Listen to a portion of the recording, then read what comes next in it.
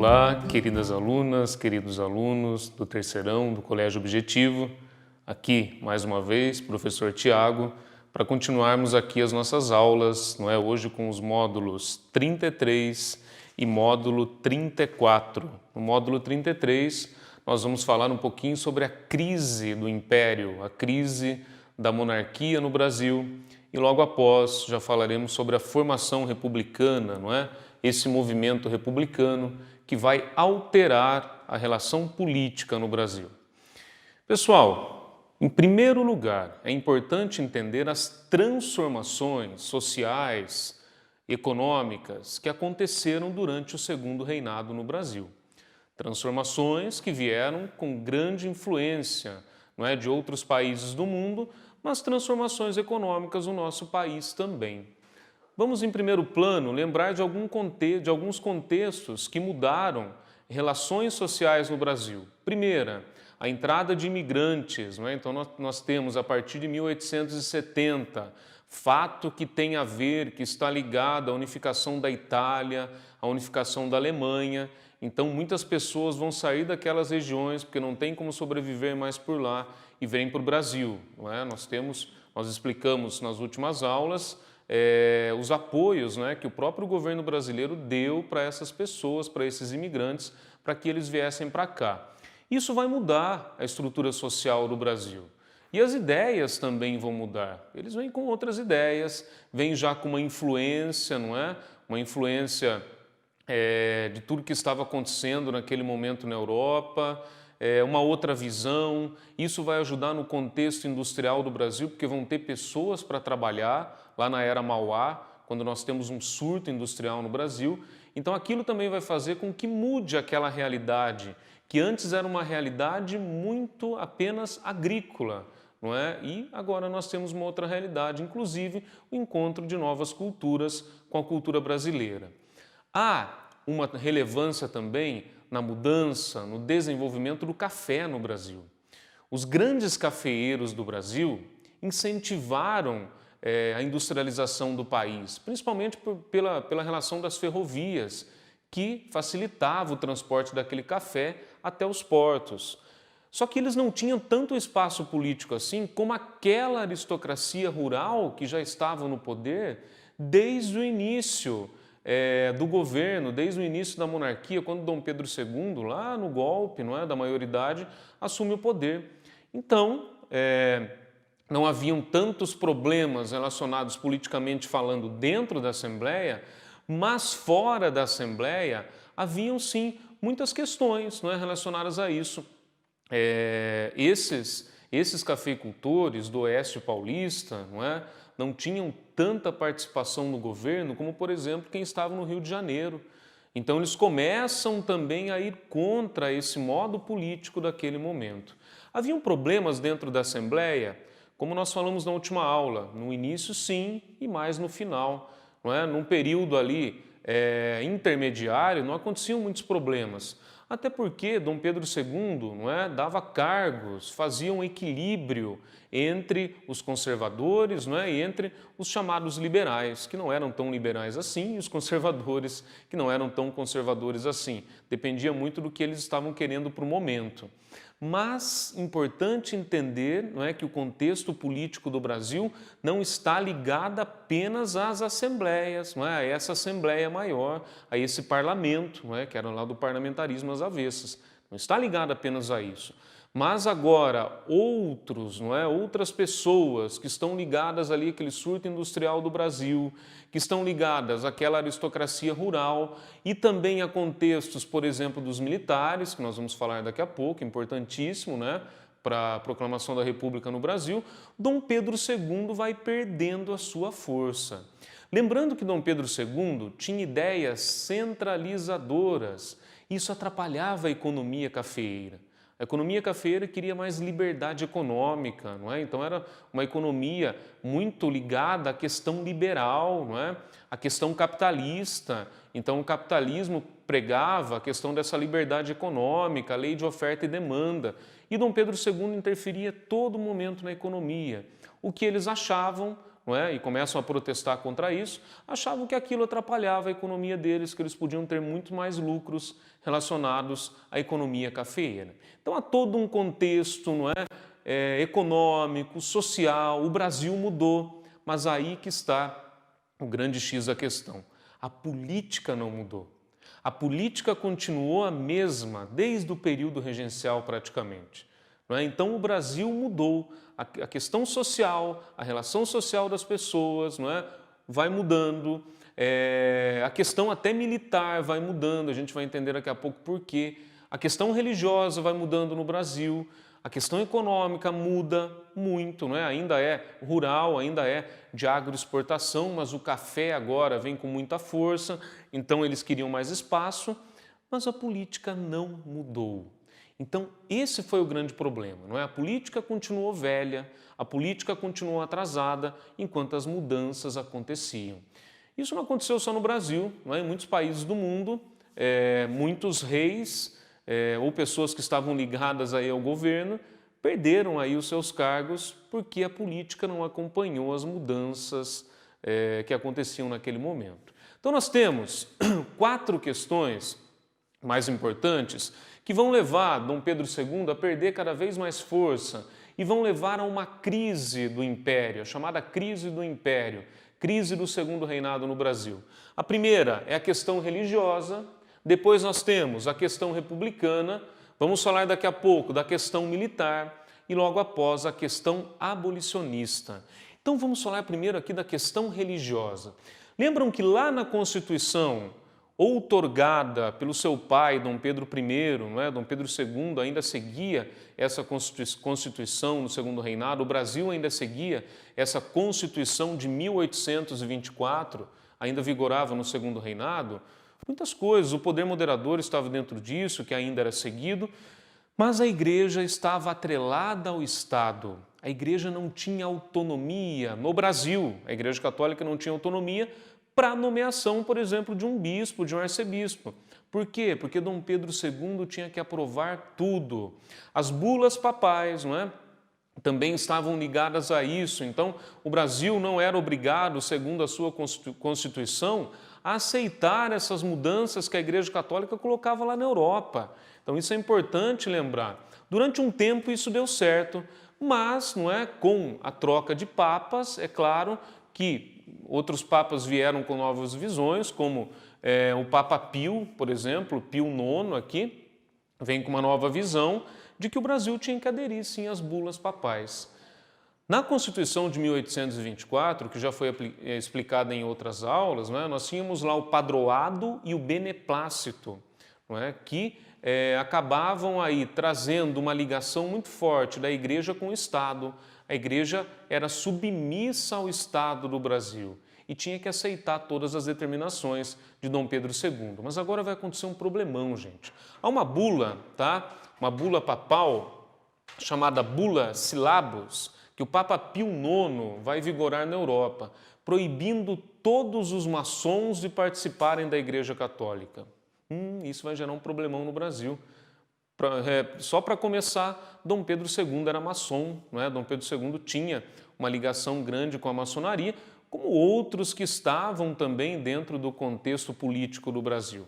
Não apenas eles, mas membros da própria Igreja Católica eram ligados à maçonaria no Brasil. Então aconteceram muitos problemas na Europa, não é? Pio IX, por problemas internos, vai proibir a maçonaria de participar da Igreja Católica e no Brasil vai chegar essa determinação também. Dom Pedro II não vai aceitar, não é? Porque lembram lá o padroado, o beneplácito, não é? Dava esse direito na Constituição para ele, na Constituição brasileira, dele não aceitar as bulas, não é? Papais, todas as determinações no caso do Brasil. Acordo que tinha sido feito lá atrás, não é? Na época ainda de seu pai, Dom Pedro I, com a Igreja Católica no Brasil.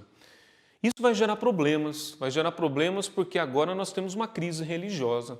O Papa Pio IX, não é? Quer impor essa bula papal, Dom Pedro II não vai aceitar essa imposição, não é? Porque ele não via problema nenhum entre a maçonaria e a igreja no Brasil, então ele não vai aceitar e vai começar uma pressão muito grande agora de membros da própria Igreja Católica no Brasil para seguir a bula papal.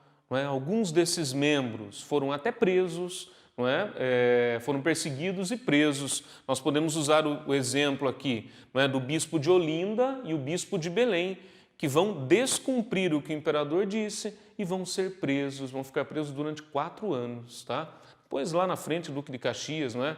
Vai dar anistia para eles, aí já é outra história. Mas eles vão ser presos aqui nesse momento. Isso vai causar um problema muito grande com a Igreja Católica. Imagina prender um bispo, não é? Naquele momento era um afronte muito grande à Igreja Católica. E a própria Igreja Católica do Brasil não vai aceitar essa imposição agora de Dom Pedro II através, não é, dessa centralização política. Então vejam, tudo está ligado à centralização do poder dele, toda essa crise que começa a acontecer no Brasil. E aí ele vai perder o apoio, inclusive, da Igreja Católica do Brasil. Tá? Então nós temos aí a primeira questão, que é a questão religiosa. Então ele perde o apoio da igreja e perde uma força que era importante, que sempre foi importante no contexto brasileiro.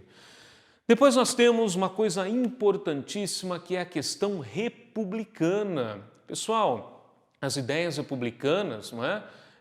Estavam já vigorando no mundo com força, e nesse momento o Brasil começa a aderir a essas ideias republicanas também. Quem vai aderir a essas ideias republicanas?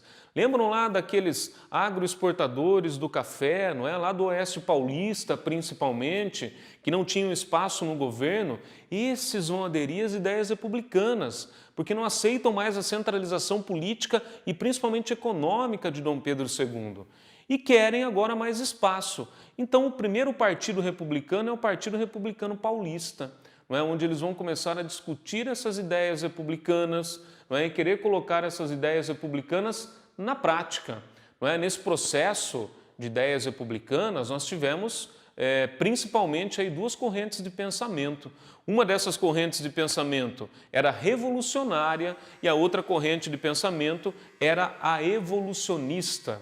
A revolucionária dizia, não é, que tinham que tirar a força através da violência Dom Pedro II do governo, para que eles pudessem realmente impor um republicanismo no Brasil, um republicanismo numa ordem até já ligada à democracia realmente, que acontecesse o voto, não é? Que fosse trocando ali as pessoas que estavam no governo. A questão evolucionista já era numa relação de não violência, é a que vai ter mais sucesso depois, não é? A gente vai falar daqui a pouco sobre isso, é que vai ter mais sucesso e vai conseguir fazer a proclamação da República no Brasil lá na frente. Mas esse movimento republicano, essa questão republicana, foi importante porque a ideia republicana começa a adentrar aí nos debates, não apenas nos debates daqueles agroexportadores do café, mas também nos debates dos pensadores, dos intelectuais do Brasil, que vão começar também a defender a ideia republicana. Tá? Nós temos aqui um descompasso muito grande, não é, entre o poderio econômico dos cafeicultores do Oeste Paulista, não é, e sua pequena participação na política, como eu já disse, e também a ideia do federalismo, era o que eles mais falavam. A ideia do federalismo que ia tirar a centralização política, ia trazer mais autonomia estadual, porque eles queriam mais autonomia estadual, principalmente o estado de São Paulo, para que pudessem aprovar suas próprias leis, não é? Relacionadas à economia, relacionadas ao café, para que pudessem ter mais lucros com o café. Importante entender, gente, o Brasil, após o final aí do Segundo Reinado, não vai mudar completamente, tá? Não mudou completamente. Continua aquela estrutura agroexportadora, não é? Acabou a escravidão no Brasil, mas nós tivemos problemas relacionados a isso também, mas continua uma estrutura econômica ainda muito parecida. O que vai mudar é a política. Até uma fala de Dom Pedro II, não é? Em um determinado tempo, quando ele vai perceber que não haviam mais aqueles embates de partidos políticos dentro do próprio parlamento. Né? Ele vai perguntar, não existem mais partidos políticos no Brasil? Claro que de uma maneira até sarcástica, não é? Não existem mais partidos políticos no Brasil? Porque ele não via problemas mais na Assembleia. Então, a questão ali do parlamento estava realmente morna, não é? Mas fora disso, a coisa estava realmente acontecendo e essas ideias começaram a acontecer. Pessoal, continuando então a nossa aula, nós vamos falar agora das duas outras questões, que trouxeram aí crise para o segundo reinado no Brasil.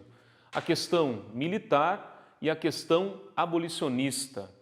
Vamos entender primeiro a militar. A questão militar está ligada a ideias positivistas que vão adentrar nas fileiras das escolas militares, tá? Isso é importante lembrarmos.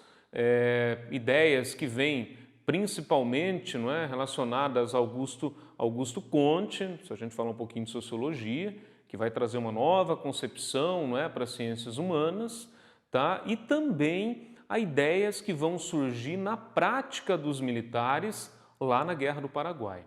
Tá? Então a Guerra do Paraguai foi uma guerra que edificou a força do exército. Lembram daquelas guardas nacionais? As guardas nacionais ainda existiam. E Dom Pedro II, em alguns momentos, dava até mais importância para essas guardas nacionais. O exército não tinha tanta força assim, mas se mostrou importantíssimo e fundamental para o Brasil durante a Guerra do Paraguai. Mas mesmo assim eles sentiam-se desvalorizados. Tá? Lá na Guerra do Paraguai, muitas coisas aconteceram, muitos militares morreram porque Dom Pedro II não quis acabar a guerra. Chega um momento que o Brasil já tinha vencido a guerra, mas Dom Pedro II queria a morte de Solano Lopes.